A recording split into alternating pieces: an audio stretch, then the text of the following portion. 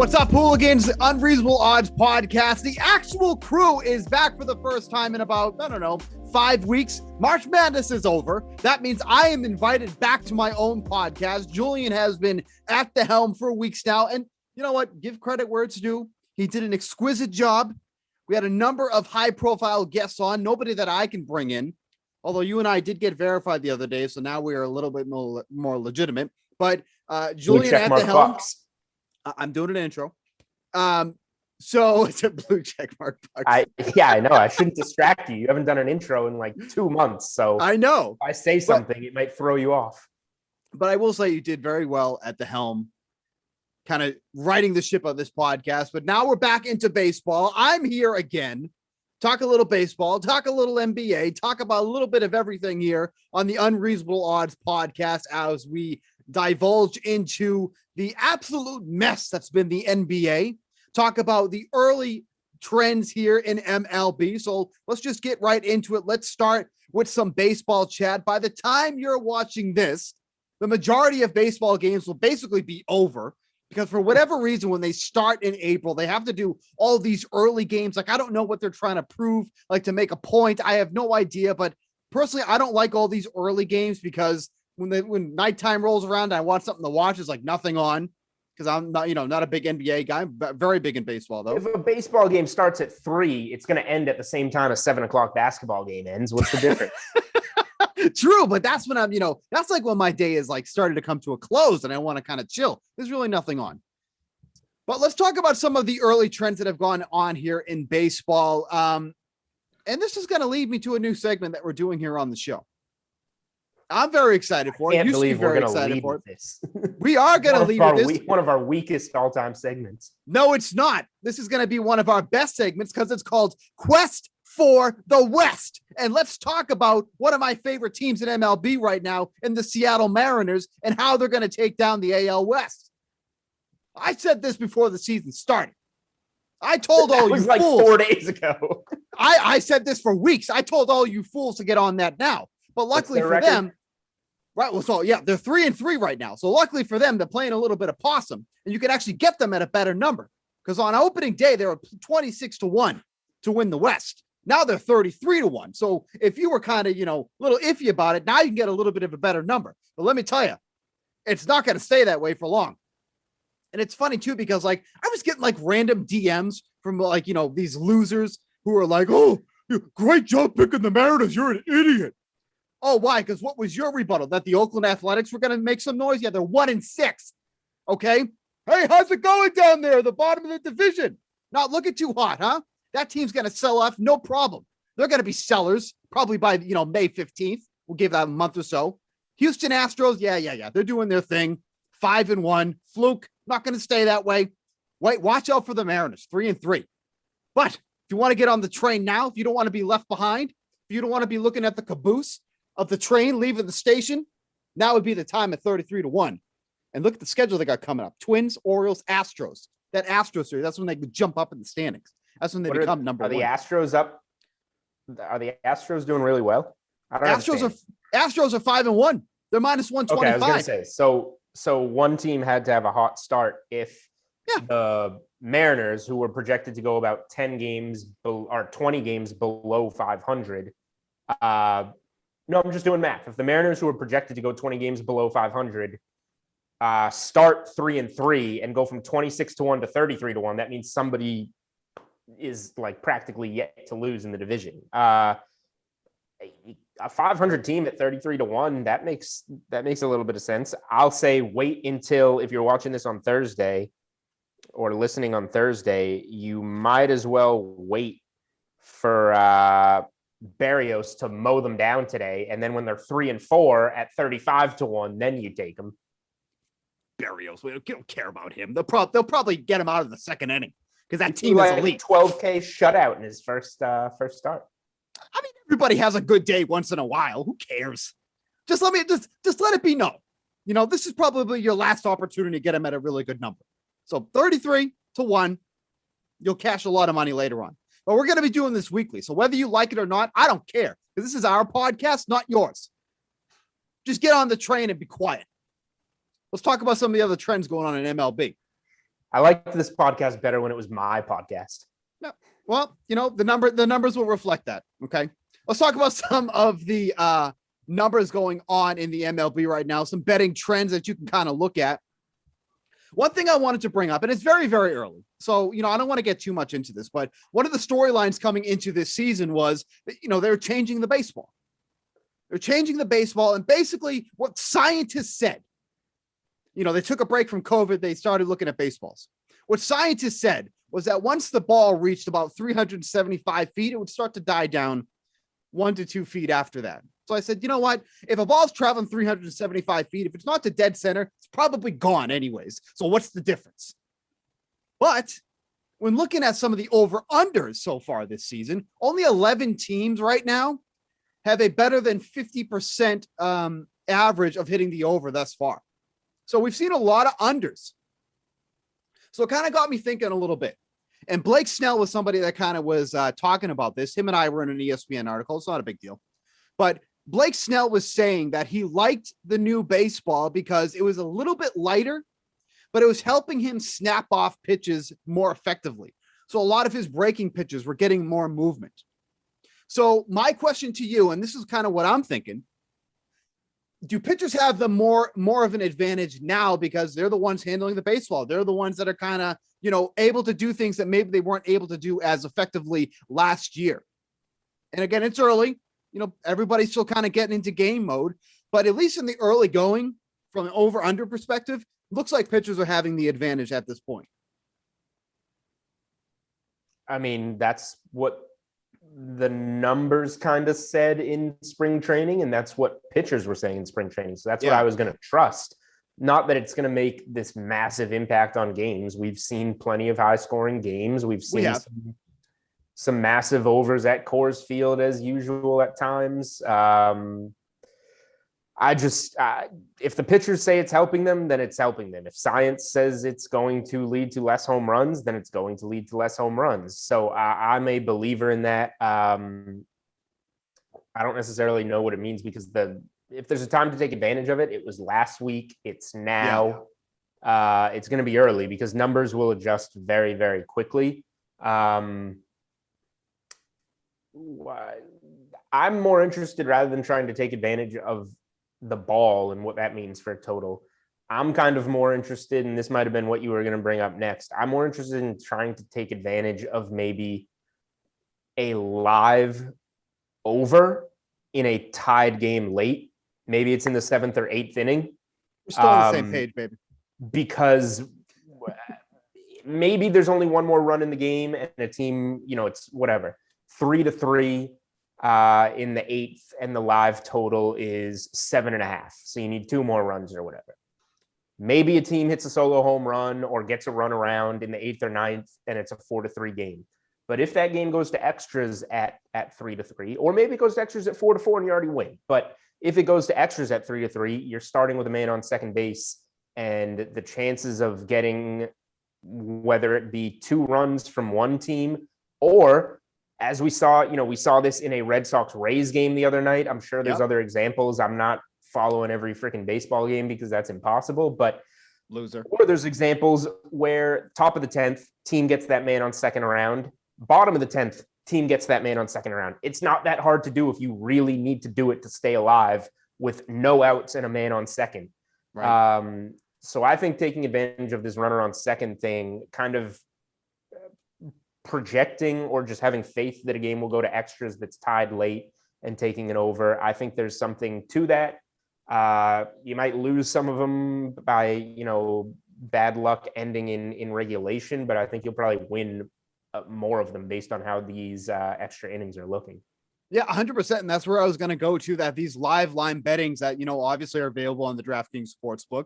You can always check out the live lines there, but it's a difference maker for those over-unders because we are going to see the automatic guy in scoring position, no matter how you start. And if we didn't have that situation, you would see a drastic change in the line if that happened organically. If they didn't have that and somebody immediately hit a double and on there, obviously you'd see a dramatic change in the lines there. Now it's already built in. Now it's kind of part of the game.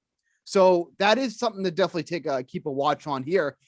And we've seen a couple teams already that have been doing well with the overs, in general. The Mets obviously had a slow start because of all the COVID issues with the Nationals. They're a perfect 3-0 so far, hitting the over. The Reds, Astros, and Tampa Bay, all 5-1, hitting the over so far. Amazingly, the Athletics are 5-2 at hitting the over, but they're only 1-6 overall. So that kind of goes and kind of shows you how their pitching has been doing. And they're not winning the West anyway, so what do you care? But there's kind of something to keep a watch on there too. A couple teams that have been putrid at hitting the over. Some surprising teams. The Padres, 1-6. We miss you, Fernando Tatis Jr. Please come back soon for baseball and for my card collection. The Cubs, Blue Jays, and Yankees, all 1-5 on the over so far. So a lot of surprising offenses that we thought were going to do well, really kind of struggling out of the gate and hitting those overs. Now, again, it's very early. These numbers really don't want to take too much stock into them, but at least in some of the early trends, that's how it's looked so far. Houston also notable, a perfect 6-0 on the run line so far this year. And I've been getting more into that. I've been getting more into that lately, betting the run line. But Houston, man, 6-0.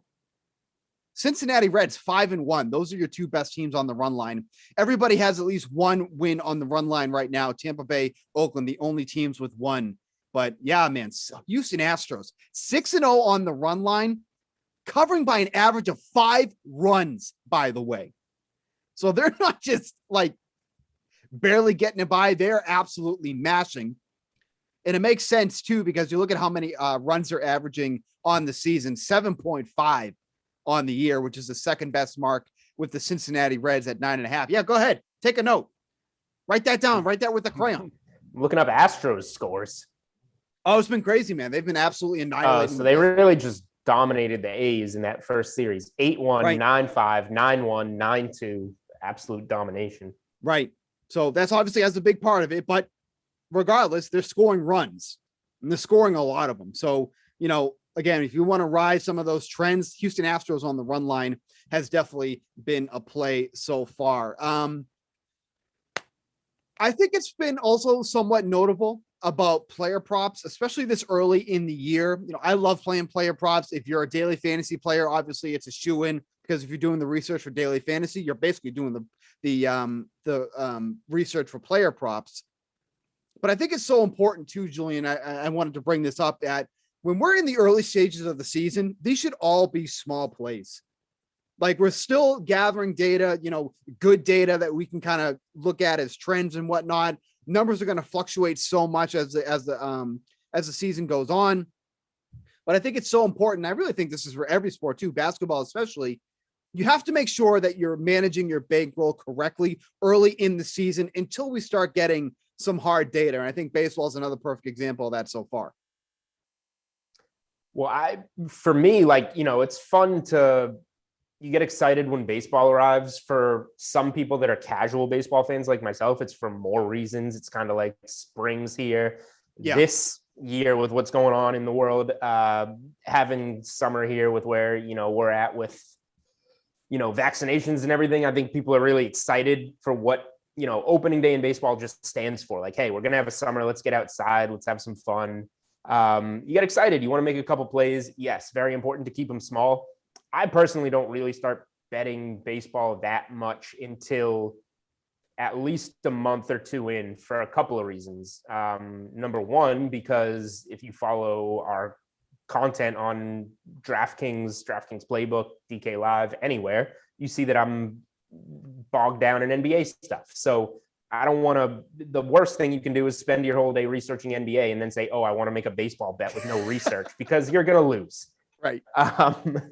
Now, when you have the time to research it, that's great. But baseball is a numbers-driven sport. When you have some data in front of you, you're going to do better. So I want a couple months of data to be able to make my bets, especially this year, because last year we had a weird 60-game season where I would say trusting 2020 numbers mean less than going to the numbers from the previous season any other year.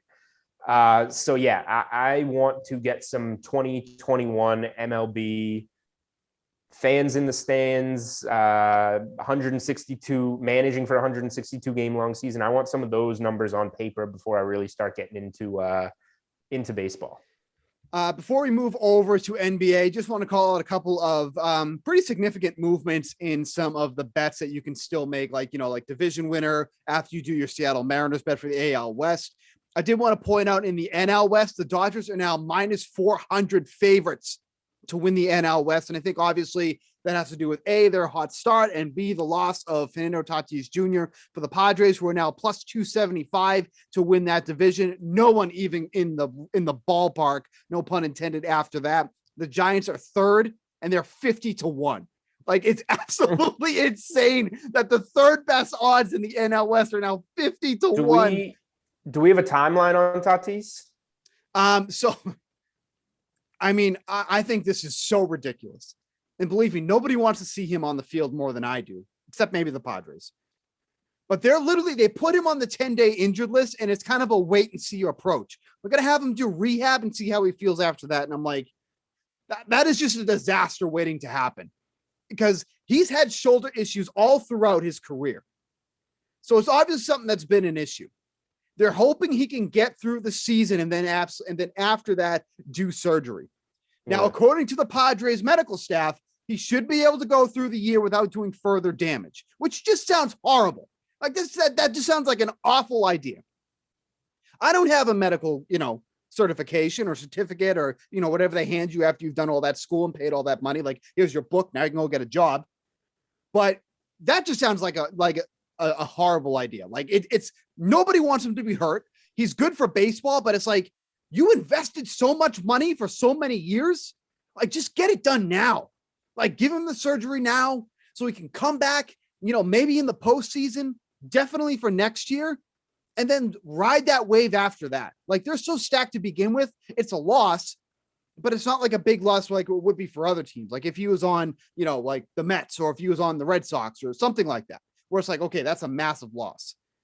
That can be somewhat covered up with the Padres. I think it kind of shows, because obviously they made a long-term investment in him. I think it kind of shows, how aggressive the Padres were this offseason to challenge this season. Yeah. So I think it kind of shows that they are still, it's so early in this season that they're still dedicated to this season and being able to challenge the Dodgers. So I'm thinking you can't bet the Dodgers minus 400. So if anything, maybe it's the time to, if you were thinking about taking the Padres before the season and didn't, not an encouraging start, but It's a long season, and they invested in pitching, and pitching is what ultimately gets you there. Like, they can figure out the offense without Tatis. They have, Machado still in the middle of that lineup and all those other bats. So I'm not betting on that division, but if you liked the Padres, maybe still like the Padres at a better price. And before we go to NBA, there's one thing that I do want to start compiling in MLB, and it's a pitchers to fade list, generally on a first 5 inning bet or an opposing team total.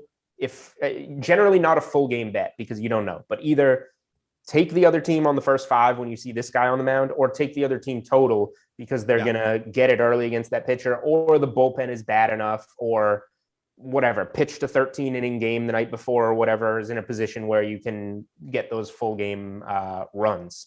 One guy that's on it is Madison Bumgarner. Bad start to the season, and then he comes out again and is awful, and he was awful last year. He's done. He's a guy coming out against, middle of the pack pitchers in pick'ems that take the other side. Matt Harvey is pitching today against the Red Sox. Eduardo Rodriguez, I haven't seen this dude pitch in 2 years. I'm not going to bet on the Red Sox, but he's a guy that I can't back. Red Sox offense heated up a little bit. Historically, they do well at Camden Yards, even though Mookie Betts is accountable for half of that offense. That's a guy I want to fade. You have a guy on the Blue Jays. Who did you do a team total against the other day? Oh, yeah. It was against Kyle Gibson, who ended up, shutting him out, which was fantastic. No. But you faded a a pitcher on the Blue Jays, no? Or was it the Rangers? It was it was the game yesterday. I had the first 5 for the Rangers and Blue Jays. I won over 4.5 runs. They only ended up with 2 because Kyle Gibson on the Rangers ended up like pitching like unbelievable after getting shelled against the Royals. Like the Royals ended up, the Rangers ended up with a 5-run lead. He gave it right back in the first 2 innings, and then he comes out and just shuts out the Blue Jays. It was pretty remarkable. No, didn't you fade somebody else? It doesn't matter. Come on. We get your point. I'm looking for a pitcher's name that you faded. This happened. I mean, it happens a lot. But I will tell you somebody I am fading today, and this is a play you can make today. 4:15, Brewers going against the Cardinals. Adam Wainwright. He's like 47 years old. He's still pitching for the Cardinals. The Cardinals go out, get Nolan Arenado. Still can't hit. Arenado's the only guy hitting in that lineup right now. But that's like a good first 5 inning bet that you can make, because if you want to take the Brewers to lead after the first 5 innings, it's 107 for that. If you want to just take on the first 5 innings money line, a little bit steeper at -155. But I have absolutely no faith in Adam Wainwright at all. So kind of to your point, looking at those first 3 bets, those are definitely spots that you can take advantage of. Are you done looking? Like, this is not good content. Are you looking through my Twitter page, which is now verified? But thank you. I looked at your Twitter page, which has been verified for 1 less day than mine has. And I didn't see it there, but I think it's maybe Tanner Roark. Oh, yes. Yep. Yeah, he was like statistically one of the worst pitchers in baseball. And I'm seeing a 6.8 ERA last year in 11 starts. Yeah, I don't have the full game number. I don't have the stats from the game he pitched in front of me, but I see he has a 15 ERA this year, which isn't good by my math. Right. So the team total on the Rangers was 4.5 at +107. I think they had 5 by the 3rd inning. Like, it was now you ridiculous. remember. Well, I have so many bets that it's hard to keep track, and we're 4 days in. Talk to me in July. I'm gonna forget that. I won't even know what I'm giving out for a play 2 hours before. Well, that's exactly what people want to hear. So there you go. For today, the Brewers first 5 against Adam Wainwright. A couple days ago, that was a great bet against Tanner Roark. All right, I'm probably going to bet that. Okay, so there you go. There's 3 guys I've put on a list: Bumgarner, Harvey, and Roark. Roark. Say it right. What is it? Tanner Roark. Yeah, it doesn't look Roark. Right. Whatever. If you're on this list, you don't deserve to have your name pronounced right. There you go.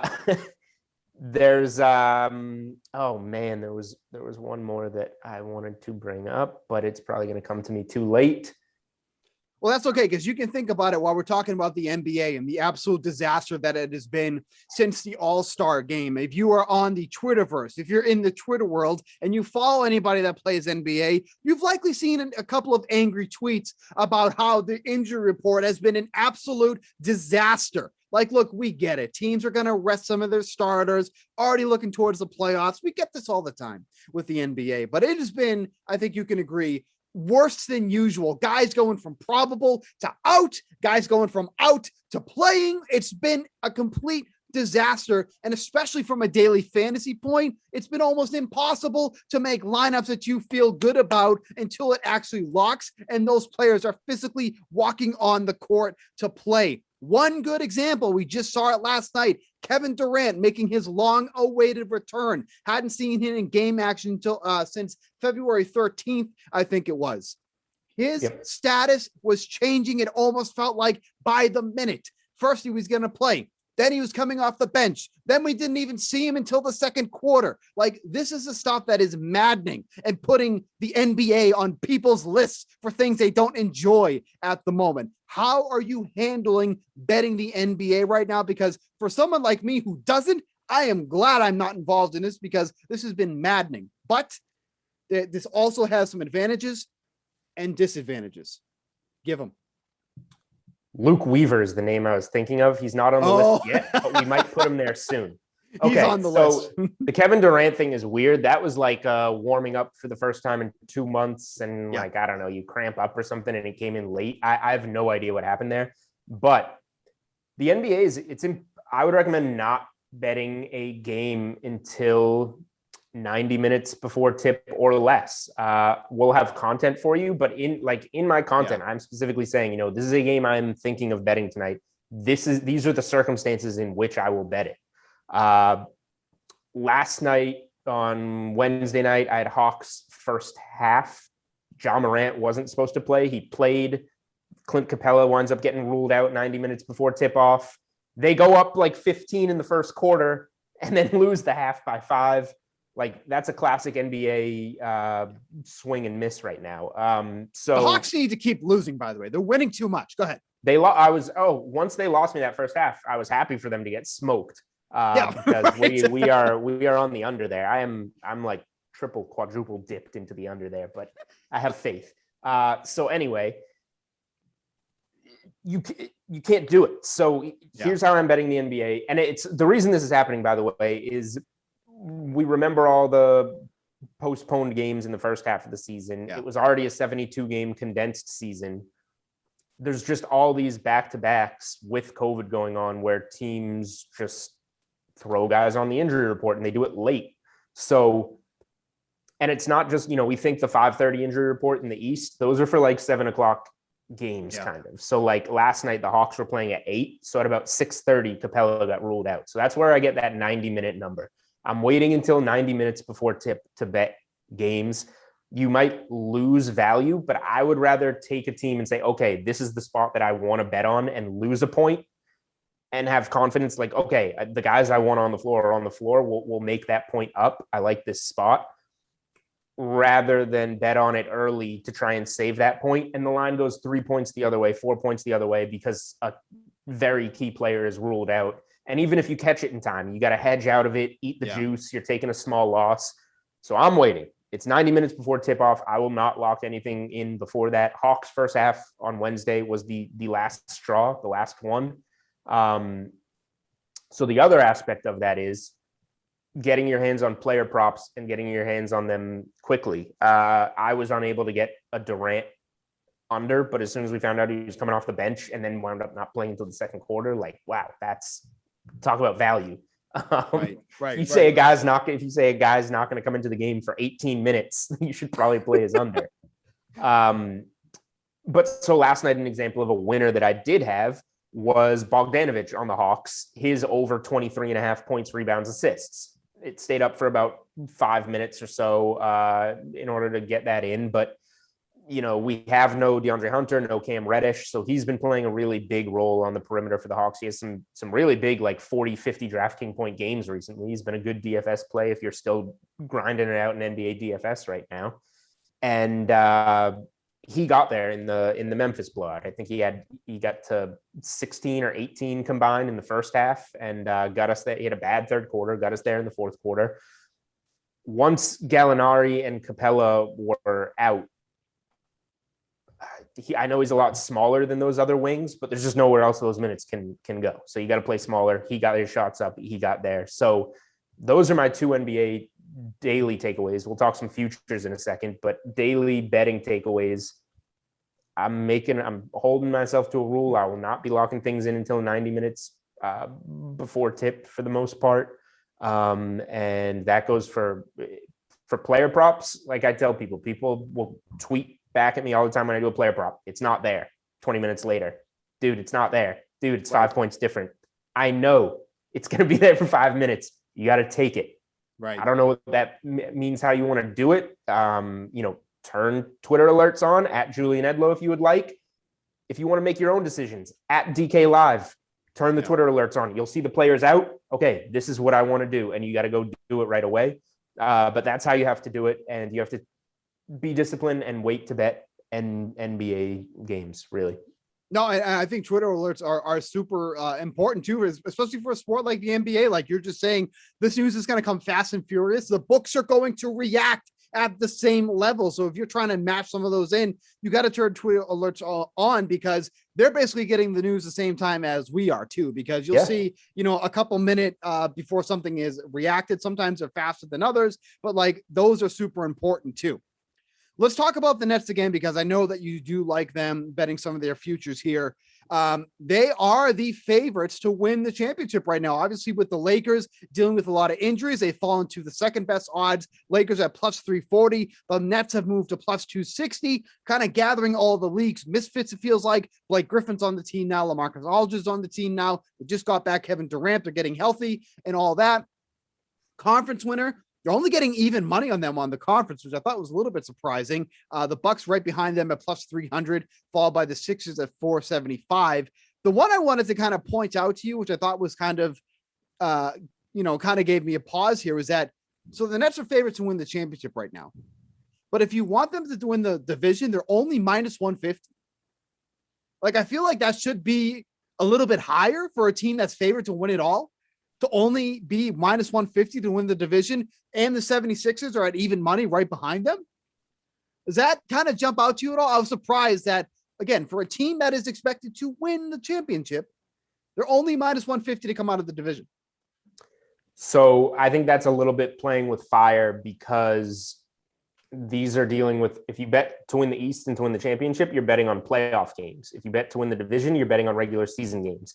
And we don't know what's going to happen in these regular season games in terms of playing time. The Nets were dominant last night over the Pelicans. That's the team that they can be. And that was with, just Irving on the floor and a half a game of Durant and no Harden. So the Nets should win the division, but Philly is probably going to try harder to win the division. It's probably more important to them to win the division. Whoever wins that division is the one seed in the East, almost certainly also. Right. So it means more to Philly, I would say, whereas Brooklyn's just slapping guys together and whatever happens, they'll be ready for the playoffs. So I probably wouldn't bet on the division just in case the Nets keep resting guys leading up to right. this. But I love the Nets at even money to win the East. I have a lot of that. I have them at plus 135, plus 160, and even money. With it still being at even money, that's the play I want to give right now. That's what I would go bet if I were you, if I'm betting something in the NBA futures market right now. They've played 7 games with Harden, Irving, and Durant together. There's not many games left, and Harden's going to be reevaluated in like a week. By the time they get back on the floor, we're looking at like 5, 6, 7 more games of those guys in the regular season. And then honestly, their last piece of putting it together is probably going to be whoever they get in the first round coming out of one of those East play-in rounds now. It's 7 versus 10 and 8 versus 9 to get in. Those are going to be like the last tune-up games for the Nets, honestly, just kind of playing with their food in the playoffs, and they'll get through before they have to play a Bucks, Sixers, whoever they get along to. But when they have everything on the floor, and Blake Griffin and LaMarcus Aldridge, who everybody says, quote unquote, suck, but now they're your 4th, 5th, 6th best players. They're good in that role. When they get everything together, they just, all they have to do is try on defense, and they will get out of the East. They just have to give effort on defense, and they'll get out of the East, because they can score anytime they want. They can give guys appropriate rest even in playoff games, because you only need 2 of those guys on the floor at the same time. You like start the first 6 minutes of the game maybe with all 3, finish the last 6 minutes of the game with all 3. You only need 2. They'll be fine. The Sixers, the Bucks, I don't see them losing in the East. I think it's worth taking some of them to win it all, because they would be favored over the Lakers or whoever comes out of the West, and they'll be more talented than whoever comes out of the West. So you can add that if you want. And one last note, I have some Lakers plus 125 to win the West. I don't want to bet them to win the title. I think the Nets would get it from them this year, but I think now they're at plus 180, I think, on DraftKings Sportsbook to win the West. I think that's well worth it. Bet on them while the spotlight's off of them. Bet on them while people are down on them. LeBron and Anthony Davis aren't playing. Right. LeBron will be back. He's shown throughout his entire career he is made of steel. He is a robot. He will play every playoff game and play 40 minutes, and he'll be fine. Anthony Davis, a different story. We'll see if he can stay out there. Hopefully he can. But there's good teams. We just saw a great game last night between the Suns and the Jazz in the West. There's good teams that can challenge. Jokic is probably going to win MVP. Denver gave a good run in the West last year. When it comes down to it, I think getting that plus 180 on the Lakers, just because LeBron and Anthony Davis are hurt now and they won't be hurt in the playoffs, is good value. And I'm hoping we get that Brooklyn Lakers series, because that's probably what everybody wants to see. LeBron versus Kyrie in the finals, LeBron versus Kevin Durant again in the finals, which we got Miami OKC years ago. But yeah, bet on the talent in the NBA. Lakers, decent bet. Nets to win it all, little sprinkle there. Nets to win the East, even money. That is the bet that you want right now, in my opinion. One last note on the Lakers here too, and I think is somewhat interesting, is there's starting to be a really close gap between those 5, 6, and 7 teams in the standings. The Lakers are 5th, but they've gone 4 and 6 over their last 10, while Portland and Dallas have gone 6 and 4 and 7 and 3 respectively. So now those 3 teams are within 2.5 games of each other. So there could be some pretty significant movement in the standings from there. If the Lakers continue to fall, which is very, could be likely, because the Grizzlies are really kind of still, they're in the 8th spot right now, but they're 11 games out. So they're 5 games behind the Lakers. So it would really take the Grizzlies to continue to play well, which they are, by the way, four wins in a row as we record this. The Grizzlies, by the way, are 10-1 against the spread in their last 11 games. Oh, wow. Okay. Quick NBA trend for you. So is there some value to wait on this for the Lakers? Because realistically, they could be down in that 7th spot, within a couple of weeks if this trend kind of continues here. That's a good point. You actually might be right about that. If the Lakers could move to plus 200 to win the West, if they keep going down, if there's a chance that they have to play in one of those play-in rounds, that from an odds standpoint should drop them a lot, because you have to play in an extra playoff round, which, if LeBron and Anthony Davis play in, you'll be fine. They will win that. LeBron will not let them lose that. Right. So it just kind of, it adds extra miles, extra stress for when the Western Conference Final does come for guys like that. But I have no concern over the Lakers actually winning that round. So yeah, it depends if LeBron and Anthony Davis are going to come back in time to help get the Lakers out of that play-in round if they were to fall to it, or they're just going to drop into it and say, let's get healthy and trust ourselves to get out of that spot. But one way or another, yeah, this could get to plus 200 or better for the Lakers to win the West. And the haters say, I'm completely useless. That's going to wrap it up for this edition of the Unreasonable Odds podcast. We'll be back next week. Normal schedule now. We're going to be mixing in some guests here and there, but I'm back on the schedule. Happy to be, joining my own podcast again. Happy Julian allowed me to come back after righting the ship, driving everything for the past month and a half, which I'm sure you did very well too. If you were following his and all of his guest plays, you made some money, and now you can lose it all back with my MLB plays. For Julian Edlow, I'm Steve Buchanan. We'll catch you next week.